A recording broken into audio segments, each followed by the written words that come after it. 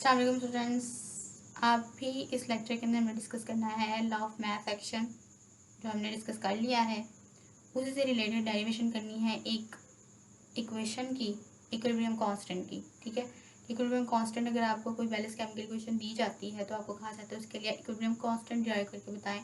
तो वो कैसे करना है, हम एक फर्जी सा रिएक्शन देखेंगे, ठीक है, जो कि आपके बुक में भी गिवन है। ठीक है, तो उसके के लिए हम कैसे इक्विलिब्रियम कांस्टेंट जो है वो ड्राइव कर सकते हैं, चलें देखते हैं। सबसे पहले तो डेफिनेशन इसकी बिल्कुल मिलती जुलती है लॉ ऑफ मैथ सेक्शन से, कि जो लॉ ऑफ मैथ सेक्शन हमें क्या कहता था, the rate at which the substances react is directly proportional to reactive masses and the rate of the reaction जो होता है वो डायरेक्टली प्रोपोर्शनल होता है molar concentration of the reacting product of the molar concentration of the reacting substance. ठीक है, और इसी तरह से हमें लॉ ऑफ मैथ सेक्शन क्या बताता था, वो हमें बताता था रिलेशन रेट ऑफ रिएक्शन और उसके अलावा कंसंट्रेशन ऑफ द रिएक्टेंट के दरमियान, जिसको आप लोग active message of the substances भी कहते हो। ठीक है, तो हम किस तरह से जो है वो एक्सप्रेशन ड्राइव कर सकते हैं क्योंकि हम constant for the general equation. सबसे पहले तो हम लॉ ऑफ मैथ सेक्शन को देख लेते हैं कि लॉ ऑफ मैथ सेक्शन जो है वो किस तरह से किसी भी एक्सप्रेशन के लिए ड्राइव किया जा सकता है। फॉर एग्जाम्पल ये हमारे पास एक इक्वेशन है, ठीक है, जैसे कि ये है ए प्लस बी, ये है हमारे पास सी प्लस डी और डी। ये थोड़ा सा डी आपने इस साइड में लिखना है, पहले आता है कोफिशिएंट, ठीक है, और बाद में आता है आपका रिएक्टेंट। ठीक है, जैसे कि ये हमारे पास एक बैलेंस्ड केमिकल इक्वेशन है। ठीक है, यहाँ पे जो ए है वो शो कर रहे हैं नंबर ऑफ मोल्स को। ठीक है, किसको शो कर रहे हैं, नंबर ऑफ मोल्स, यानी कि ये 2 3 4 कुछ भी हो सकते हैं नंबर ऑफ मोल्स। ठीक है, 2 ए जो आपने रिएक्टेंट लिया है वो आप लोग 2 भी ले सकते हो, 3 भी ले सकते हो, 4 भी ले सकते हो, जितनी मर्जी क्वांटिटी में आप ले सकते हो, 1 ग्राम 2 ग्राम 3 ग्राम। तो 1 2 3 तो आप शो करोगे उसको, यहाँ पे उसने फर्ज कर लिया कि ये ए है। ठीक है, दूसरा हमारे पास जो रिएक्टेंट है वो बी है। ठीक है, उसके जो नंबर ऑफ मोल्स हैं, यानी कि आपने फॉर एग्जाम्पल 2 ग्राम लिया है, 3 ग्राम लिया है, 4 ग्राम लिया है, तो वो 2 3 4 लिखने के बजाय आपने बी लिख दिया। ठीक है, इसी तरह से सी के साथ भी यही केस है और डी के साथ भी यही केस है। ठीक है, तो इसके लिए हमने इक्विलिब्रियम एक्सप्रेशन जो है वो कैसे लिखना है, इसके लिए हमने इक्विलिब्रियम जो एक्सप्रेशन है वो कैसे लिखना है, डेफिनेशन आपकी बिल्कुल सेम टू सेम वैसे ही है। ठीक है, the rate of the reaction, इसके लिए अगर आप डेफिनेशन लिखना चाह रहे हो कि किस तरह से इक्विलिब्रियम कांस्टेंट की जो है कैसे आपने इक्वेशन ड्राइव करनी है, तो इसके अकॉर्डिंग में यही है, the rate of the reaction is directly proportional to their active masses. ठीक है, यहाँ पे आप molar concentration of the reactants बोल सकते हो and weights raise to its power. ठीक है, raise to the power that is equal to the number of moles in the balance chemical equation. ठीक है, तो ये बुक पे आपकी डेफिनेशन दी हुई है। ठीक है, ये इसको अंडरस्टैंड कर लेंगे तो डेफिनेशन करना कोई मुश्किल बात नहीं है। ठीक है, यहाँ पे जी हमने केसी को जो है वो फाइंड करना है। कैसे करेंगे फाइंड, सबसे पहले ये तो मैंने आपको बता दिया ए क्या है, और ये जो स्मॉल ए अल्फ़ाबेट्स लिखे हैं इनका मतलब क्या है। ठीक है, और जो बड़े वाले हैं ये तो रिएक्टेंट्स हैं। ठीक है, तो अब यहाँ पे हम सेम वही वाला केस लिखेंगे जैसे लॉ ऑफ मैथ सेक्शन में किया था कि रेट ऑफ फॉरवर्ड रिएक्शन, मैं डायरेक्ट करेंगे, पहले हमने rate of forward reaction directly question लगा के आगे लिखे थे, फिर हमने इसको जो है वो लिखा था के एफ से। ठीक है, मैं इसको आर एफ लिख रही हूँ। ठीक है, rate of forward reaction is directly proportional to, किसके डायरेक्टली प्रोपोर्शनल हो जाएगा, ए और बी के। अब ये ए और ये जो छोटे वाले बी ए अल्फ़ाबेट्स हैं इनका क्या करेंगे, ये कहाँ जाएंगे, तो ये करेंगे यहाँ पे प्लेस ऊपर इसकी पावर में, क्योंकि मैंने डेफिनेशन में भी क्या बताया, मैंने डेफिनेशन में ये बताया the rate of the reaction is directly proportional to rate of reaction is directly proportional to molar concentration of reactants is to power raised to the power of coefficients in balanced chemical equation। Balance chemical equation में क्या होता है ठीक है ना, raise to the power of its number of moles raise to power of coefficients of number of moles, ठीक है, number of moles की जो रेज टू पावर होती है ना उसके डायरेक्ट प्रोपोर्शन आएगा। Rate of the reaction direct proportion होता है molar concentration of the reactants and raise to the power of coefficients of the number of moles in balance chemical equation, ठीक है। Raise to power of coefficient of the number of moles in the balanced chemical equation equal to their number of moles, power of coefficient equal to their number of moles। यहाँ पे आप ये लिख सकते हो easily equal to number of moles in the balanced chemical equation, ठीक है। यहाँ पे देखिए ज़रा, rate of the reaction is directly proportional to molar concentration, ये जो आप शो हो रही है यहाँ पे, ठीक है, मोलर कंसंट्रेशन इसको एक्टिव मास भी कहते हैं, ठीक है। मोलर कंसंट्रेशन पीछे उसने कैसे शो की थी, मोलर कंसंट्रेशन ब्रैकेट लगा के, यहाँ पे वो कैसे शो कर रहा है, इन स्मॉल अल्फाबेट्स की मदद से। Molar concentration of the reactants raise to the power, ठीक है, raise to the power of its coefficient of the number of moles and the number of moles in the balanced chemical equation, ठीक है। ये जो coefficients हैं वो बाद में इसके क्या बन गए हैं, पावर बन गए हैं, ठीक है। कोफिशिएंट यानी कि ये जो आपकी मोलर कंसंट्रेशन है वो क्या बन गया, कोफिशिएंट बन गई है, ठीक है, मतलब इसकी पावर बन गई है, ठीक है जी। ये हो गया, तो हमने ये शो कर लिया, ये हो गया जी लॉ ऑफ मैथ सेक्शन के according. Forward rate of the forward reaction जो होता है हमारे पास वो क्या बन जाएगा, के एफ हमारे पास rate of the forward reaction है। इसी तरह से rate of the reverse reaction R भी आप लिख सकते हैं इस तरह से, सी और टी, इसकी स्मॉल सी और इसका स्मॉल डी, ठीक है। इसके आपने कोफिशिएंट लगा दी, जो भी स्टार्ट में नंबर होंगे ना 1 2 3 जो भी होगा उसकी पावर में जाएगा, ठीक है। लेकिन अगर यहाँ पे नंबर आ जाए ए बी सी या 1 2 3 ये इसके साथ आ जाए यहाँ पे, तो इसके साथ ही रहेगा वो यहीं पे, ठीक है, एक्सप्रेशन के अंदर।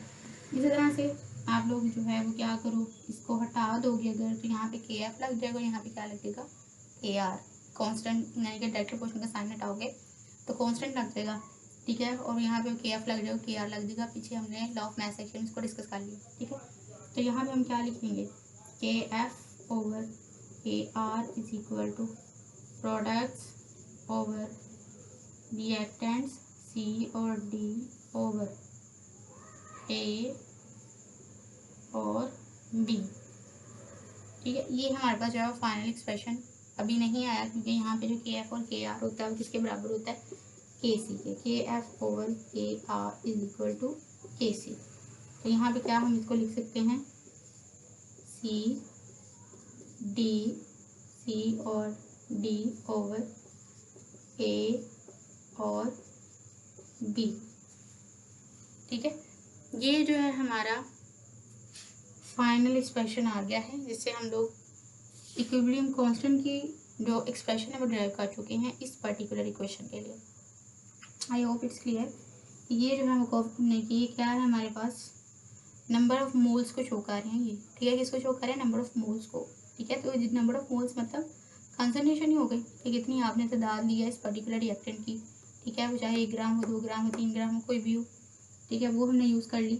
लेकिन जो स्टार्ट में नंबर होगा हमेशा जब आप एक्सप्रेशन लिखोगे डायरेक्ट प्रोपोर्शन का साइन लगाओगे तब भी इक्विलिब्रियम कांस्टेंट में लिखोगे इस एक्सप्रेशन में तब भी पावर में जाएगा, ठीक है, उस पर्टिकुलर रिएक्शन की पावर बन जाएगा, ठीक है।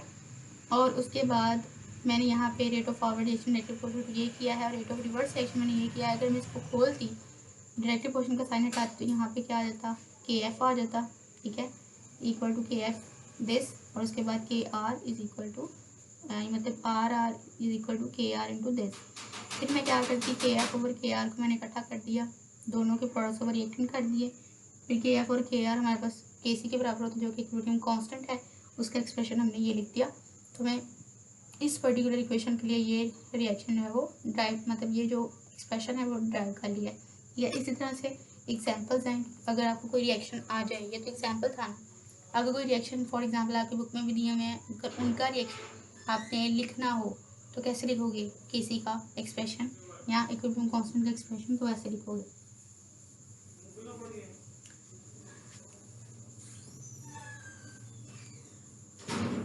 ठीक है जी। यहाँ पे जैसे कि आपकी बुक में दिया हुआ है नाइट्रोजन एंड ऑक्सीजन का, नाइट्रोजन है प्लस ऑक्सीजन है, इन दोनों का ये एक बैलेंस रिवर्सिबल रिएक्शन है, ठीक है। तो यहाँ पे आ जाएगा 2NO, इसका हमें जो है वो लिखना है। तो फॉरवर्ड रिएक्शन किसके बराबर आ जाएगा, RF is directly proportional to, अब यहाँ पे मैंने आपको बताया जो स्टार्ट पे होगा वो पावर में जाएगा, जो इस तरह से नीचे होगा ना वो पावर में नहीं जाएगा। तो N2 और O2, ठीक है। अगर RF मैं हटा दूँ ये डायरेक्ट प्रोपोर्शनल का साइन, तो यहाँ पे आ जाएगा KR, जो कि मैंने पीछे नहीं किया, मैं यहाँ पे कर रही हूँ कि जिनको क्लियर नहीं हुआ वो क्लियर हो जाए। यहाँ पे आ जाएगा N2 और यहाँ पे आ जाएगा O2, ठीक है। इक्वेशन को 1 का नाम दे दो। इस तरह से रेट ऑफ रिवर्स रिएक्शन क्या बन जाएगा, R is directly proportional to, यहाँ पे हमारे पास NO है। अब यहाँ पे 2 स्टार्ट पे है, यहाँ पे होता हमने लिखते लेकिन स्टार्ट पे, तो हम इसकी पावर में लिखेंगे इसको, NO का आ जाएगा पावर यानी कि स्केयर रूट आ जाएगा इसका। तो हम इसको अगर हटा देंगे तो हमारे पास क्या बन जाएगा, R is equal to KR into NO power 2, ठीक है। उसके बाद क्वेश्चन नंबर 2 का दे दो, बाय कंपेयरिंग या by equalising, comparing 1 and 2 equation को कंपेयर करो तो यहाँ पे आ जाएगा हमारे पास क्या आ जाएगा, rate of forward reaction RF into RF is equal to, यानी कि इक्वल वाले इस साइड पावर ले लेते हैं ना, यहाँ पे हम लिख देते हैं KR इंटू N2 और O2 इक्वल टू K, यहाँ पे हम फॉरवर्ड वाला पहले लिखेंगे, ठीक है। हमने पहले कौन सा लिखना है जी, फॉरवर्ड वाला लिखते होते हैं हम पहले। यानी कि आप ये लिख लो कि चलो KR लिख लो और KF हमारे पास किसके बराबर आ जाएगा, KF हमारा ये कहाँ गया, KF ये फॉरवर्ड है भैया, KF is equal to this and KR is equal to ये NO और ये स्केयर। तो यहाँ पे क्या हो जाएगा, KF ओवर KR कर दो तो क्या बन जाएगा, NO स्केयर ओवर N2 और O2। हमें पता है कि इसके बराबर होता है KC के बराबर होता है, जो कि इक्विलिब्रियम कांस्टेंट है। तो हम ये कह सकते हैं कि हमने जो है ये फाइंड कर लिया, ड्राइव कर लिया expression for this particular equation, ठीक है। Equal to NO square over N2 O2, ठीक है। उसके अलावा आप इसके यूनिट्स भी फाइंड कर सकते हैं। यूनिट्स मैंने आपको स्टार्ट में बताया था लॉ ऑफ मास एक्शन के कि जो एक्टिव मास होते हैं जिसको मोलर कंसंट्रेशन कहते हैं, उसका यूनिट क्या होता है, मोल पर DM³ ऐसे भी लिखा जाता है, या फिर इसको हम लोग मोल पर DM³ ऐसे भी लिखते हैं, दोनों तरीके ठीक है, ठीक है। तो क्या आपको कहता है, ये आपको जो रिएक्शन दिया गया है इसका ये नंबर इसके जो है ना वो आप लोग यूनिट फाइंड करके बताओ कितने यूनिट बनते हैं। तो आप कैसे करोगे, इसी एक्सप्रेशन को यूज़ करोगे, ठीक है।